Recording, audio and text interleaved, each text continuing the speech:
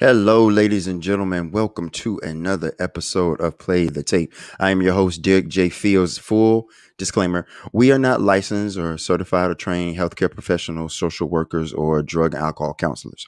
They will be on the show and have been on the show. But what Play the Tape is a platform of advocacy support for the community, for experience, strength, and hope, for love, faith, and recovery. That's what we're here for. That's what we do. We let you know that with people who suffer from mental health challenges and substance use recovery, where hope is possible. I said we hope, but hope is possible. And I'm going to keep that in there because we all make mistakes and we just got to keep pushing through. So that's how we do it. Listen, my guest today is, listen, all my guests are my brothers and my sisters because we have a common bond, if not in mental health and substance use and recovery, or both, or have a bond in spirituality, a bond in God, a bond in Christ Jesus, a bond in recovery, a bond in hope. So I'll always introduce my guests as my brothers and my sisters because that's who we are.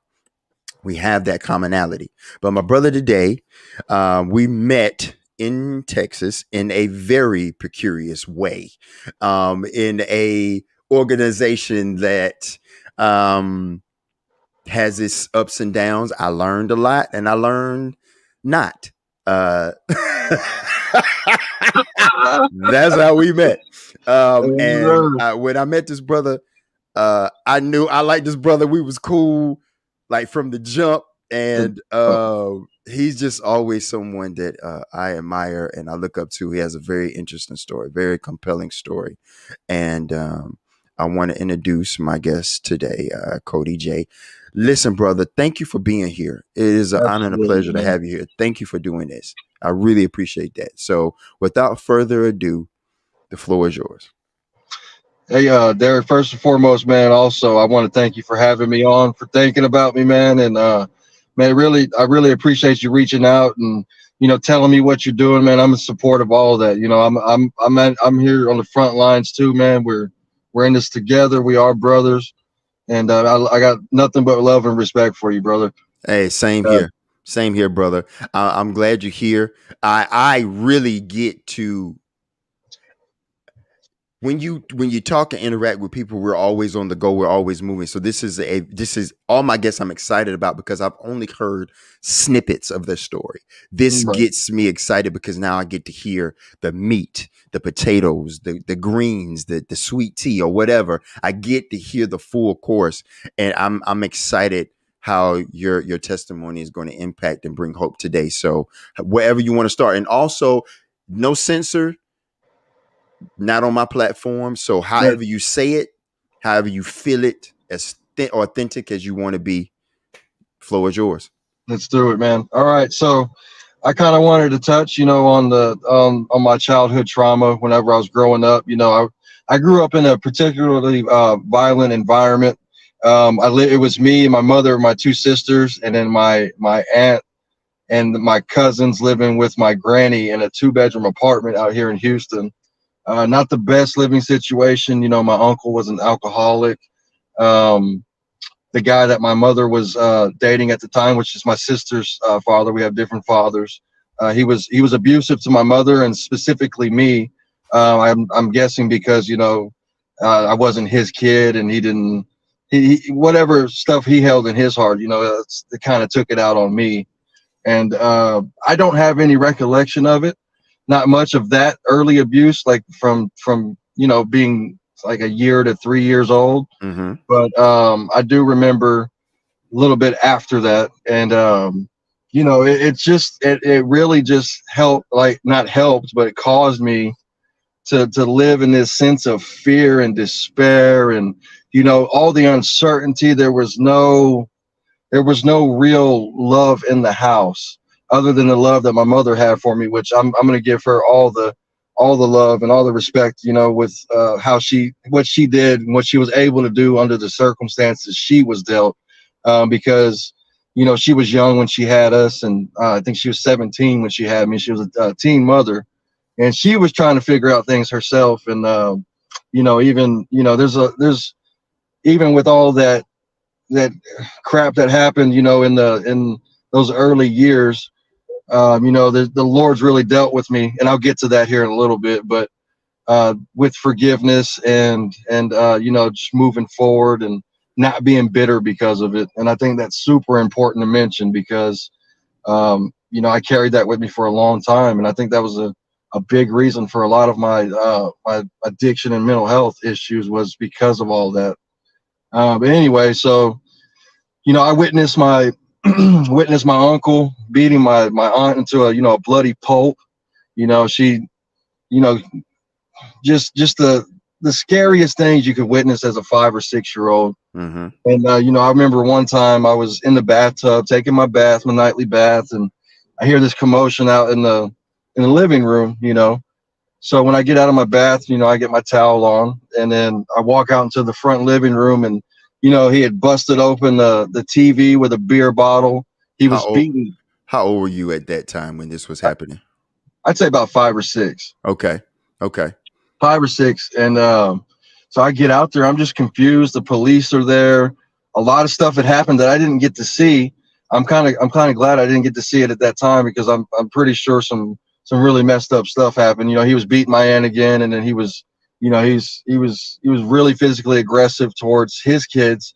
Now my uncle wasn't abusive to me, but it did have an impact on me. Like I said, I would live in fear for a long time. Also, my mother had epilepsy, and so that was another thing I dealt with. I always felt like maybe she'd have a seizure and I wouldn't be there to help her. I always cried out to God even at a young age, man, just like to Mm-hmm. protect my mother. I was just devastated, and she was helpless when she was in that state, and I couldn't help her in my young age. So, a lot of that, just being exposed to that kind of environment and just the poverty, like you can't imagine, roaches everywhere, just filth. I mean, there was like 8 of us, I think, 8 to 10 of us in that apartment, and it's such a small quarters. Everybody was stacked up on each other, and we did the best we could with what we had, but Right. it wasn't much. But Yeah. so then in that, my cousin Michael stayed with me. And he wound up becoming my best friend as a child. We'd run around, we'd get in trouble. I think one time we even shimmied up the school across the street and got on top of the roof and had the cops called on us, and we got escorted home by the police at a young age, 5 or 6 even. And but dude, some of as bad as it was there at times, there was some good times too. Like the camaraderie we had, and just I guess when you struggle with somebody, even when you're young, you kind of form a bond. Right. So I mean, all the other kids were exposed to this as well. It wasn't just me.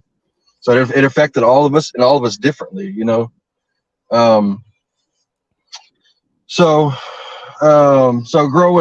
starting with that, I'm just really unsure of myself as a young man. Didn't have a father growing up. I didn't know who my father was. It had an effect on me for a very long time as well, and we can get into that later if you like. But so growing up later years, so my mom, that was 5 or 6. Around 7, my mother meets this guy. His name is Keith. He winds up being my stepdad. Mm-hmm. And Keith takes us all in. Keith's got a good job. He moves us out of the neighborhood, right? He gets us an apartment in a nicer area. There's no roaches, thank God. I hate roaches, man. I Me hate too. them, man. I I don't can't like stand roaches. them I can't things. stand roaches. Roaches and bed bugs. Get Oh them man, out of no. here. Get them Keep them out of away, here. dude. Get them out of Oh, here. ugh. But yeah, man. So he gets us a new place, and we're all adjusting, and we get there, and it's a new school, and then it's a new neighborhood after the apartment, and you're trying to find out who you are as a young man. What's your crowd? Who are you? Your identity. And for a while there, I was getting in trouble at school, and I guess because there was no stability at home, Mm-hmm. it was easy for me to attract the negative attention in class, specifically in 4th grade. Um, I just wasn't having it no more, man. I just didn't care at that point. And so we wound up moving from that school. And some reason I adjusted myself and my behavior. Nothing was really working. They would try to punish me and spank me, ground me. Everything they tried wasn't working. But when we moved to the new school, I guess in my young mind, I thought maybe it was a fresh start. And, How old was how old was Cody at the new school? Fresh I was start. 10, no, after fourth grade. So I think 11, Okay. Okay. 11. Yeah, Okay. fifth grade. Yeah, I went to the new elementary school and, started, I was doing good, made good grades. Um, always felt like an outsider though, Mm-hmm. and that's my whole life, dude, because, I have a different dad than my sisters. And, even just I'm the only brown skinned person in my family, in my mother's side. And so I always like, not knowing my father, that really had an effect on me. Like, how come I look different than everybody? Like what's going on with that? People would Right. ask me and I didn't know the answer to that. Right. And that man, that's a blow too when you're a young kid. You don't know who your father is and where you come from, what your ethnic background is. That really had a negative effect on me. And so get through the elementary school years. Then we go to middle school. I'm still doing well, and then high school hits, and Mm-hmm. then I'm really finding out who I who I am, and finding the my crowd, which ended up being the same kind of people as me. People with unstable homes, and they were experimenting, using drugs, starting to smoke weed. And then I mean, once that door was open, man, it was all everything was just the door was wide open. Right. Yeah. And so I start experimenting. I started with weed like most people, and then I think it's some. You said no censor, right? So No I can I censor. can say I can say these things. Yes. Okay. So I started doing cocaine, and then from that time, ecstasy was a big thing, and man, I loved it. It made me feel better than I was in my regular mind state. I felt not invincible, but just I felt better about life when I Mm-hmm. was under the influence of something. And Better it's like, about who you are. Better about who you were. right, Yeah. exactly. Mm-hmm. So but it wound up being like a party for the rest from then on until I went and went to rehab. It was like a party every day to see how far away from myself I could get. It was like something within me just didn't want to deal with what was in my mind, and then in my soul and my spirit, man. It's I would do bad things, when I was that age to get attention still. I started finding out about girls and sex, and and just giving myself away because I didn't know any better, man. I didn't know my value. Right. And so the drug use at an adolescent age in my teens, I wound up getting in trouble with the law. I went to juvie for a year. Um, went to a boot camp. I wound up breaking into a home and stealing a bunch of stuff and selling it so I can get some more stuff, some more Mm-hmm. some more drugs. And so I went to the boot camp for a year, and then came home and just went right back into it. There was no real change. It's like behavioral modification. It's like you're dealing with the symptoms, but not the actual issue, which Right. was inside of my mind and my heart. And you would, because I can relate, and the only reason I'm saying you because I know the not fitting in, and I know how to chameleon. I know how to blend in. So while Yep. you're at the boot camp and everything, you're doing what you doing there. But Yeah. Oh yeah, dude. I was the best cadet, dude. yeah, right. But as soon as it's like, Dude. okay, yep, yep. Yep. So Yeah. So I wasn't like a stellar cadet, dude, if you will. I was on top of everything, man. And I remember the one time I got in trouble was the day I was leaving, mm-hmm, and my caseworker had fumbled some paperwork, so they couldn't let me out when they said they were. So I just refused to do everything, but that's the only issue I had. But other than that, man, A question: when you sure. was a cadet at the boot camp, how old were you at that time? About 17, 18, 16, 17. Yep. 16, 17. I turned 17 in the joint. How long were you there? I was there. Okay. So it's a 9-month program. Mm-hmm. So I'd say a year, but 9 months.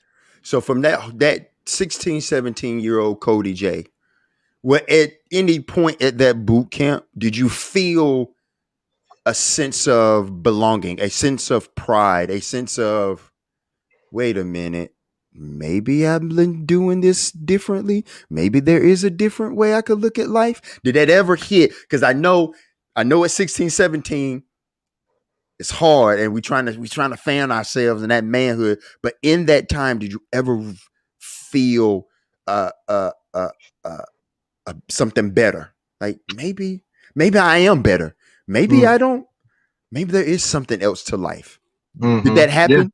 that's a great question. And yes, absolutely. I did find that sense of, I felt like I was doing something for the first time, like I was accomplishing something that I got through it, even in it, just being able to do everything they asked and, being responsible for the first time in a long time, that made me feel great. I did feel like there was something more to life, and I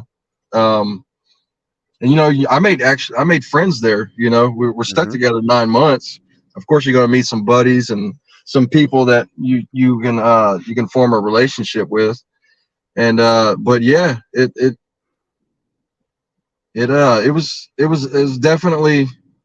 was definitely helpful. They actually brought up psychological methods of I can't think of the word, man. They did not just physical boot camp, but there was also schoolwork too. Right. The To mental where you're aspect of it. the mental aspect of the program, where they're letting you know that you committed a crime, but there's a reason. They called it like you have a thinking error. You where you I guess where you make a decision, but you thought you made you had the wrong thought about it. Right, If that right. makes sense. It does. Um, It does. There was but there was no one for you to play the tape with. Get it? right, So yeah, because yeah, there was no one for you to, hey, uh, I'm feeling this way. I'm feeling that way. I'm not feeling good today. I don't have no one to talk to. I don't have no one to play the tape. I don't know have no one to share what's going on inside of me. hmm So, yeah. And then they did actually, they implemented group therapy where you go around in a circle, But mhm. I mean, we called it faking it till we made it. Right, right, And right. we did because you have to show a certain level of change before they actually discharge you. You Oh, know? okay. I Yep. So thought it that's was just you complete it, but they actually have to see change in you, positive growth in you that you're learning how to yes. be a better person. Okay. Yeah, yeah, because there was instances where guys were, they went up to the board. Hmm. It was TYC, Texas Youth Commission, which is the form of juvenile prison. So you get out and you're on parole, even. So you go to the parole board, and Hmm. they if they don't like what they hear or what they seen on your behavioral chart, they're going to send you back for some extra time. And Okay, so, so after that, you got back home and it mhm. same behavior. How long did it take for that same behavior to start back? Because there had to be a buffer time where you just getting back Sure. home.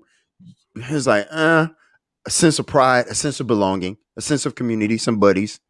And it's like I don't know. So how long was that buffer zone I where give it okay, jumping back right into the activities?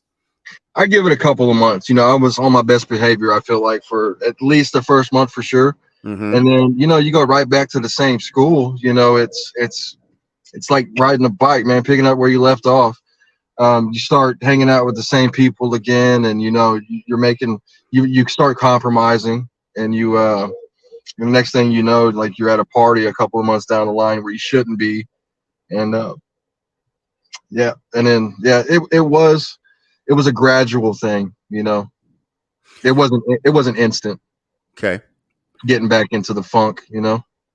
Your drug use. So there's the childhood trauma of the instability, the the violence, um, the sense of not knowing who I am as a person, and Hmm. now you have your little bit of um, criminal activities. Now you back home.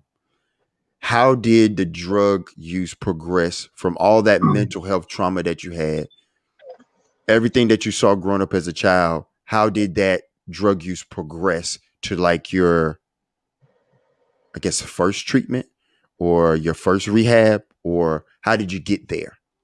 I actually didn't go to rehab until I was in 2017. I think I was 29, Mm-hmm. I want to say. And that was my first treatment. I'd never dealt with it, you know, up until then. And so I wound up a little bit after, you know, after 17, you Mm-hmm. know, I meet up with who would become my future wife, and she gets pregnant. And then, you know, um, in that time, that's a huge moment for me, that little period of time, because a lot happened. Mm-hmm. Okay. Um, so 2009, my daughter's born. I got married, and I met my dad for the first time, my biological dad. Wow. Okay. Hold on for a second. Listen, this is what I'm saying. This is why I say sometimes we talk off air, people, ladies and gentlemen, and it's very hard to get everything in an hour. So that's Yeah. why I was like, hold up, wait a minute, Mm. because I just couldn't skip over that. That in itself. How old were you then when you met your biological father? So you met your future wife, had your baby girl. Now I'm meeting your biological father for the first time. Yeah. Wow. 21. 21. What 21. what was 21-year-old Cody J? Just met wife, just had baby girl. Now I'm meeting dad, biological dad for the first time. What was Yes, that sir. mindset? What was that? That mindset was like, I really, and I can't leave Jesus out, because that's when I met Jesus Abs- too. Absolutely All, not. all in 21, man. All at 21 in 2009. That was a huge year for me. And but so that mindset was, I was thinking that I could be something better than what I've been before. You Mm-hmm. know, um, I'd go to work and I'd still be popping pills. You know, at that point, I think I progressed to pain pills. It's always something. I never stuck with one thing. You know, I would change my drugs of choice depending on what was available. I'd take everything under the sun. Um, but at that point, I was taking Adderall and I was taking pain pills, and I knew something. I knew that wasn't right, because I was going to be a father, and I didn't want to be an absent father. I wanted to be involved. Mm-hmm. Um, Even as a kid, even let's go back just a couple of years before, whenever Mm-hmm. I was in the program, in the boot camp program. I heard the song "Mockingbird" by Eminem, and the level of love he has for his daughter. I was like, man, I long for that kind of love. So when I had my daughter, man, dude, I just wanted to be the best father I could be. And it sounds bad, but I didn't really care if I was a good husband or not at that point. I just wanted to take care of my baby girl and give her everything that I didn't have from my father growing up. Right. But I couldn't, because I was a slave to the drug still. And so, a lot of people are able to man, that's unimportant. So anyway, I'm sitting there fighting with myself, struggling, gotten married. I'm doing drugs, and I just feel like completely just downtrodden. I felt like a loser, and I subscribed to that too, man. I really believed it. These lies of the enemy, just Mm-hmm. you're no good. You don't Mm-hmm. matter. Even even thoughts of suicide. Um, that yeah, suicidal thoughts, and I convinced myself that that the knife set that we got for our wedding was so I could just off myself with it, Yeah. and just end it all, man. Who wants to go through that kind of torment anymore? But With Jesus, man. Um, with Explain Jesus. that. Explain that. You said that 2009 was a really a year you won't forget, because not only you got married, you had your baby girl, you met your biological father. Here comes Christ Jesus as Yep. well. Yep. When did that intervention hit for Jesus? June 6, 2009. A little bit before my daughter was born. So I'm working at a Chili's in Southwest Houston, and peculiar guy named Clay was my manager. Something different about Clay, right? I saw Clay walking differently than everybody else. The Lord just kind of set everything up. He orchestrated it all. So I'm there, and I felt like everybody knew I was getting messed up. That's something, Hmm. that's part of the mental health too. You get a little skitzed out, Yep. but Little paranoid. little paranoid over there. So Clay didn't give me that though. Like he wasn't judgmental at all. He really wanted to just make sure I was okay. Hmm. And that was different for me, bro. Like nobody's ever like I've met Christians before, but like God used him in that moment, to show me his love. And so like at the restaurant I was working, I was a server. I started seeing things like Jesus stuff, people praying over their food. Um, And then, one guy came in. He didn't know me from Adam. He was sitting in my section. I think he ordered a Cobb salad, and just real boldly out of nowhere, he's like, "Young man, you need to put your faith in Jesus."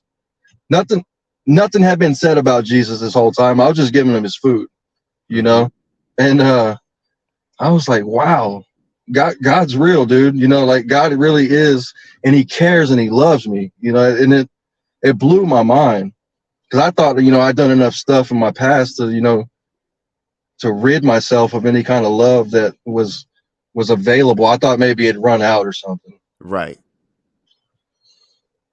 Man, so that day I was telling you about, June 6th, 2009, super hot day. It was like one of the hottest days on record in Houston, I want to say, before this last heat wave hit a couple years ago. And I went to my wife at the time was working at the golf course. She wanted a Subway sandwich. And so I got her one, got me one, and I dropped hers off at the golf course, and I started heading to work, and and then I had it on the Christian radio station. I was looking for God. So everything I was looking for was like, God, I wanted to surround myself with things like that. And Hmm. I hadn't quite met him yet, but that day I did. I was in my car eating my Subway sandwich, dude, and the Spirit of the Lord really just kind of opened my eyes. And for the first time,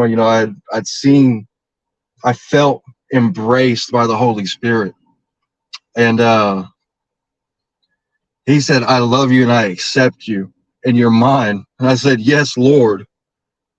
And dude, it wasn't audible. It wasn't, sparks didn't fly, but I felt like in that moment, like he just kind of, just like the Bible says, just kind of plucked me out. Hmm. And told me that I was set apart in His. And I didn't know what that meant, but I knew I felt loved for the first time, like authentically loved. Right. And It's something about it that the earth could never. That feeling is nothing like nothing on earth could give you that feeling. nothing, Nothing. bro, nothing. Nothing. Embraced by the Holy Spirit. And Nothing. yeah, bro, like, and it was like a heavenly hug, you Yeah. know, Hmm. heavenly hug. Everything smelled fresher. I looked at creation. I was like, yeah, that makes sense. Somebody was behind that. Jesus created everything. But I didn't learn that till a little bit later. But it was all Right. cool. I didn't grow up in church, but so it was all new for me. It was neat, dude. So so I cried my eyes out that morning, and I went to work, and all hell broke loose. But that's okay, man. Because I had that really helped get me through that. Hmm. Um, Through that day. I think He knew that day because before then, man, it really felt like a tug of war for my soul. You know, Satan was Satan was on one side, not like on my devil on my shoulder. This was real oppression. He was like frightening me. Everything, every shadow that moved, I thought was out to kill me. Um, and the Lord just pulled me out of that and said, "No, man, you don't have to go through that by yourself." You know, He provided that for me. And man, I really wish I could say from right there I was delivered from all drug use and stuff like that, but that just wasn't my story. Yeah, absolutely. I know. Yes. That just what I got saved for sure. I know Right. that for sure. But there was no automatic delivery from that, and I don't know why God decided to do it that way, but that's so. Start going. Got to start going to church. My daughter's born. Um, my wife never became a believer. Still hasn't. My ex now. Um, so I was doing it all by myself with the kids, and I had a stepdaughter at the time with my wife at the time, and excuse me, let me get a little drink here. Mm-hmm. Sorry about that. So I'm trying to do the church thing, and and I just didn't feel part of that group either. I was like, man, is this high school again? Is this school Right. again? Right. Like why do I still feel like I don't belong? But I think it's just all that baggage from the past. It doesn't go away. You still that stuff still happened, right? So um I'd never, like I said, I never really dealt with it. So it still lingered, and it it really affected me, man. And my walk with God too. I was started questioning, was I really saved? Did this happen for real? Um, but there's just too much. There's too much proof in my life that I know for sure it did happen. But and then a few years later, I picked up the drug that would send me to that peculiar place we were talking about earlier. Yeah. Right. And I'm oh, sorry, people. methamphetamines, man. Oh No, yeah. Yeah.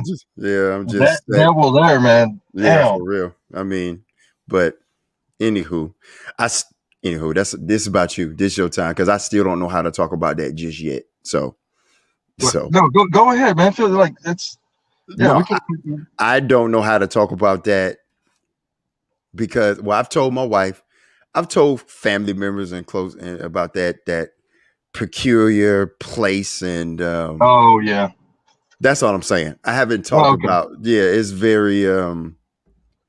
I learned some good things. I'm not gonna lie. I put it to you like this: I'm appreciative what God had to show me in that setting. Yeah. What to do and what not to do, how to be and how not to be. Right. And then I got to meet you.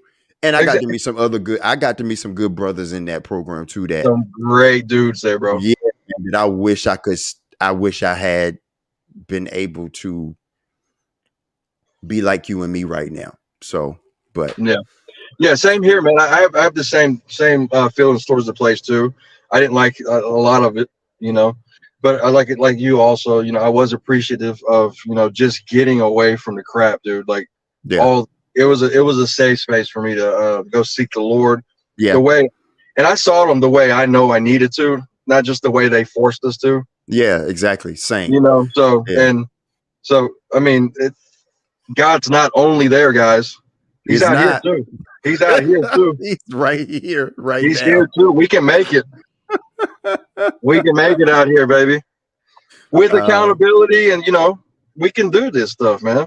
yeah, absolutely. This is the hope right here. This is the positivity. I always tell people, I say, like, oh, what do you think about when you hear the word recovery? Oh, mental health and substance use. I'm like, true, but it's not just exclusively for that. Recovery is positive, forward moving change. We're talking and laughing. Laughter is recovery. If you read a good book, that's recovery. For us, people that have been in that pit, man, a shower, a good, hot, nice, warm Woo, shower, good yeah, soap, brushing my teeth, being able to wash my clothes, being able to laugh and play with my kids. Right. Oh, I yeah. smell good. That's Freshness, recovery. baby. Yeah. Man, that's a good point, man. Yeah, I remember days where, or dare I say weeks, where I wasn't taking care of Cody. Yeah. I was chasing the dragon, dude. It was man, that ain't cool though. Yeah. None of that's cool, bro. No. And But, so we got about 20 minutes. I want to get to, because that's why I want to have you back. There's so much meat. There's so much entree yeah, man. that I want to get into with you about some of these talking points and some of these things that you brought up. I still want to know how you felt when you met your dad for the first time. I Oh yeah. still there's a lot of good stuff, so I want to have you back. But while Yeah. we got this time left, tell people how Cody J right now. How many times did you have to go to treatment? Did you like treatment? Do you even think treatment works for you? And what suggestions do you have about talking to people, talking to safe people, talking to people that you know have your best interest at heart and not holding anything down, and your recovery journey? Man, I think treatment is amazing, man. I think it doesn't work for everybody the first, second, third, fourth time, but I think it's necessary, to find a group of your tribe. You know what I mean? Mm-hmm. To find those folks that you can, like me and you, that can reach out, if it's not every day, every once in a while, to see how you're doing mentally. If you're doing okay. I think it's huge. um I don't think it's the only way, but I think it's very important, you have some kind of community that you're working with to prevent a fallout again. I think Right. that's I, and I, I like that word fallout. Go ahead. I just like the words. I like certain yeah. words. Yeah. Yep. So it's just man, for right now, my girlfriend's huge right now for me. She's never touched anything like that, and she don't know how to handle it. I guess if I were to relapse, and I don't want to go back down that road myself. And I'm just taking it one day at a time, though. I'm not out here saying I'm living perfectly. Right. I still struggle with thoughts. I come from a long line of mental health issues. My mother, has them, even with the seizures and stuff. It caused, different kinds of issues within herself. But man, really, I'm feeling good about it, because this is the first time I'm a single father now, and I'm paying bills, and I'm getting it done. And this feels good, man. I don't want to lose this. And that's keeping me, not keeping me from it, but it's definitely a driving force of, part of my success is, that responsibility that I'm not dropping the ball anymore. Mm-hmm. The kids are getting to school. I'm going to work. I don't miss work now. When I was using, if I had a job, I get skitzed out and not go to work. I feel like everybody knows, Right. and yeah. And How do so, you how do you keep how do you keep what's your recovery plan, mental health wise, and substance use? For example, for me, I pray, I yeah. meditate, I keep God first. I have to keep God first. Jesus has to be my rock. I can't. I won't. I would before I even got to the treatment, before I even met you or got to that precarious place, or go to a meeting, or talk to a therapist, or have a group discussion. Hmm. Before all of that, God had to be like, yeah, I need to move you away from that to get you here around some people that you can learn some and educate yourself on what's going on with you. So for Hmm. Cody, what education or what tools, what did you learn at treatment?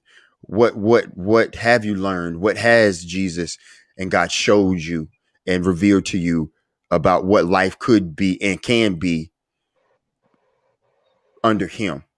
And again, and yeah. Yeah. So there was this point in treatment at the place we went to. It was called Ultimate Journey. They Mm-hmm. UJ for short. And that was the best aspect of the program. You're in it's a really close knit little group of guys, and you're going to war with yourself and your emotions, and you're self affirming. There was a point in time during that. There's a bunch of healing in that for me, and you know I would write letters to myself as a kid, Mm-hmm. as an adult, but even more so as a little boy to the grown Cody. And dude, that wrecked me, man. That wrecked me. But in the best way possible. I actually dealt with those emotions. I man, and then at the end, we had all these letters we wrote to ourselves, and then we give them to God. You Do know, you still have those letters? no, no, though Okay. we burned them as like Ah, in symbolic manner. yeah, I got you. Yeah, yeah. Not to say that they're not still there, but dude, um, that was the best thing. And that, and I think that after I had that, I'm not gonna say I was healed, but man, dude, there was so much healing involved in that. I mean, I mean, I can, when talking about my childhood still, dude, I still feel that pain in my chest, that sorrow, but there's that hope still, man, that Jesus said there in Revelations, there's not going to be any more crying, no Mm-hmm. more pain. Mm-hmm. There'll be a day with none of that stuff. That's the hope that I hold on to, man, is knowing that there's a heaven after this, and and without Jesus, none of that even matters. Like if I go to heaven and Jesus is not there, dude, I'd be super disappointed. Me too. I I would got be I got too. to Like, be at his feet, man. I right. got to be at his Absolutely. feet. Absolutely. Worshiping Yeah. every day. And then Every day. getting that real hug from him. I got a real hug here on Yeah. earth, but when I'm in my final form Yeah. and Hey, he just embraces me, dude, I'm just gonna, I don't know, dude, I'm gonna hit the ceiling or something. I don't know. It's not, I but see that. I see that joy that you have when you talk about Christ and you talk about God, and you talk about your family. You talk about not dropping the ball, being responsible and accountable, not going back to what you used to be, and now using what the enemy was trying to using what the enemy had for bad. God turned it for good. That's what you're doing right now. yes, sir. So I get a question sometimes when I go speak, and people be like, "Do you regret the path that God had chosen for you?" And I tell people no, because when I was in it, I didn't know why. Now I Yeah. know why. I know because I had to go through it so I can help somebody else and educate them, be a support system for them, be a community for them, and let Yes. them know not just that, but hey, I'm making it through. It's For hope. you, Yeah. right? It's hope for you. I want to ask you that. Do you regret your path that God had put you on to get you to this point right now? Not a bit. Not a bit, for the same exact reason. I don't know what I should try to memorize it, but the verse at the end of James, the very last verse in James, basically along the lines, and I'm probably going to chop it up a bit, but you'll get the idea.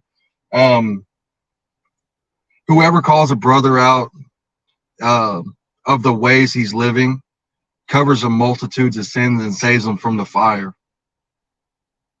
So being that hand that reaches back out, going back into the trenches with help, with help from him Mm-hmm.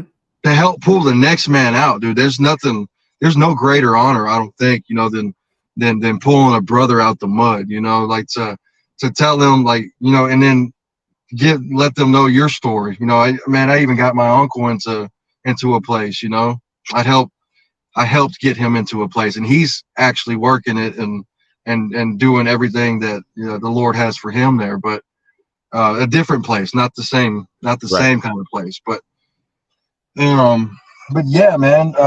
And my friend, I'm not gonna put his name out there, but he was in the program that we went to, but a different campus. But I grew up with him as a friend. Him and Mm-hmm. his brother.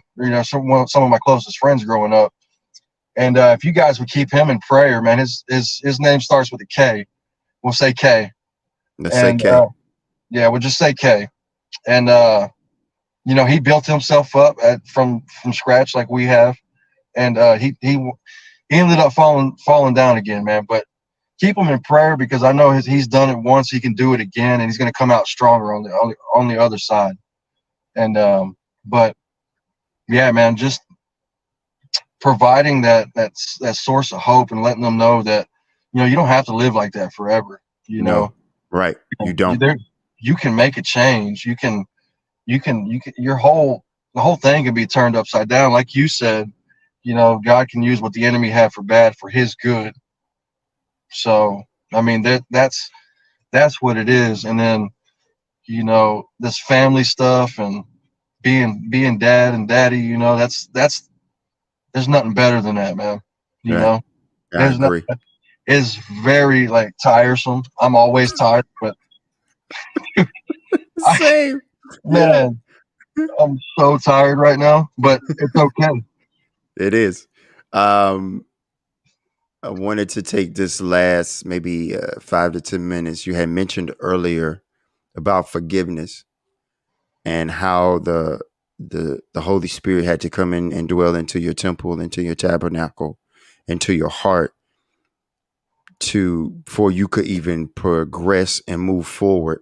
You have to have a spirit of forgiveness, not only for others but for yourself. Because what I was really mad at my pops. My pops is a different person now, but growing Hmm. up, I experienced some childhood trauma and abuse and seeing that side of it towards my mom, my brother, and myself. But my dad is a man of God now, and he's Amen. he's put the PTSD and the alcohol behind him. Hmm. But for it was brought to my attention at a veterans program. This lady named T. She was a tech. She was like, and no one's ever told me this or put it to me like this. She was like, you've hurt people too. I was like, Hey, dang.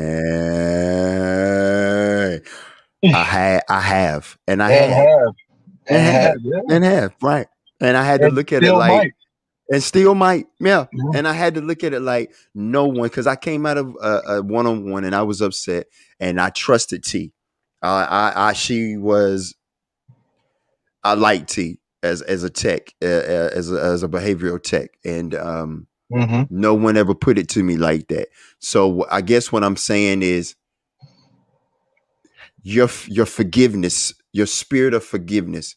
How did that come about, and how do you keep it on a day-to-day basis with all the trauma, with all the triggers, with everything, the trials and Hmm. tribulations? How do you keep your spirit of forgiveness? Oh man, just knowing the where I've been, and same thing, dude. Like knowing I've hurt people too. I've caused a lot of pain. Family members, children, ex-wife, parents. Yeah, all the above, and then remembering in the Bible what it says about forgiveness, and you know, um, and all of it, kind of just all together. Just remembering how far gone I was, and then um, knowing that the pain that they inflicted on me when I was a little kid, they probably had some form of abuse in their life growing up, Absolutely. Yep. because hurt people, right? So Yep. so but man, we're on this healing path now, and there's no room for it, man. You can't have a bitter root and walk in love. So for me, that's me giving it to the Lord, even if it comes back up, because you can forgive somebody, I think, and then that memory is still there. It's seared in your brain. And then I feel like when it comes back up, I ask the Lord, like, hey, I feel like these roots are getting in there again. Can you help me here? And I don't want to be bitter. There's a song by Andy Mineo, I think it's called Bitter. He's a CHH artist, Christian hip hop artist, and he talks about the struggle with his dad, and um, so and it was him going back and forth with himself, warring within himself, and just him crying out to the Lord, say, Lord, I don't want to be bitter. I don't I don't want to live like that because you can't move forward. Yeah, I like how you said it. You can't have bitter roots and produce good fruit. You just can't. Yeah, there you go. Uh, you That's just it right can't. there. Yeah, you Yeah, just can't. You can't have bitter roots and produce good fruit. It's just not going to happen. And that's what we're trying to do today. I'm with you. I that those memories are still there, but I said, God, please remove that because that is not who I'm supposed to be in you. That is not the man you want me to be. Is hold on to this bitterness and right. hold on to this anger and this rage because again, like God spoke to T Mm-hmm. and was like, "Hey, you've hurt people too." Excuse me. Edit it out So if you need to. so people, God can speak through other people. He can do anything, and you'll see, like Coach said, you'll see Jesus moving and Yeah, um and yeah. can He used receive a it. donkey once, you know. Yeah. Yeah, he can hit anybody, bro. Anybody, bro. Yeah, Anybody. Hey, listen, before we get out of here, because you're coming back, because there's a lot of stuff that we didn't get into that I want to get into and take some deep dives, maybe on one, maybe a couple talking points, a couple topics, and let's dive deep if you're okay with that. Um, absolutely. Give me two things you're grateful for. My children and being free, man, just freedom. Awesome. Yeah, yep. Awesome. Off the top, man. Yep. Awesome. I appreciate that and I received that. Not going back.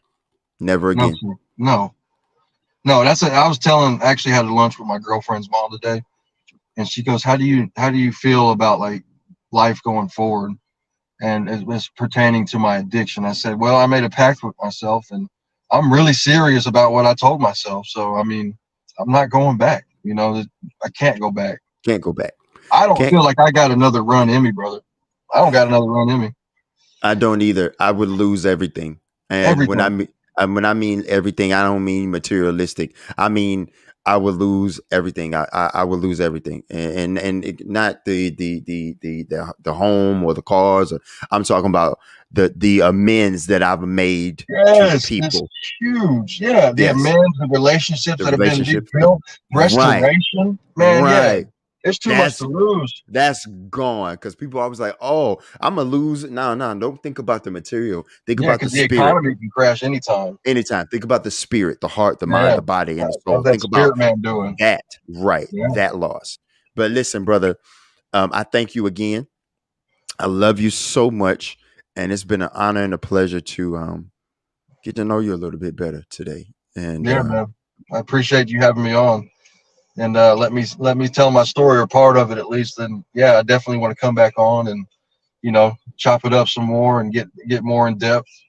yeah, absolutely. We're going to do that. Listen, man, I know you got to get going. I know you're busy. And listen, keep up the good work. Blessings to you and your family and everything that you put your hands on. Blessings from the Most High for Yes, sir. everything that you do, all the success that you're going to have in your life and all the success you are having right now at this moment. So I just want to tell you I love you. And Love you I too, man. until next time, hey, peace, brother. Later, man. Later. Listen, people, that's what we do at Play the Tape. We have in depth, meaningful conversations. Um, all things will be given unto us if we're able to receive it, if we want to receive it. I want to receive it. I hope you do too. Listen, with understanding comes peace. With peace comes love. With love comes hope. And with hope comes faith. And with that comes recovery. If no one's told you today that they love you, I love you. We love you. There are people willing to jump down in that pit with you because they know the way out. You heard what my brother said. We got to reach down and pull out the next man, the next woman, the next sister, the next brother, because that's what we do. We have to. It is our responsibility that God gave us. And I don't take it lightly. Listen, I love you. I love you. I love you. And I'm thankful for however you may be listening, however you may be tuning in. Till next time. Peace. Probably can't see my hand because of the screen.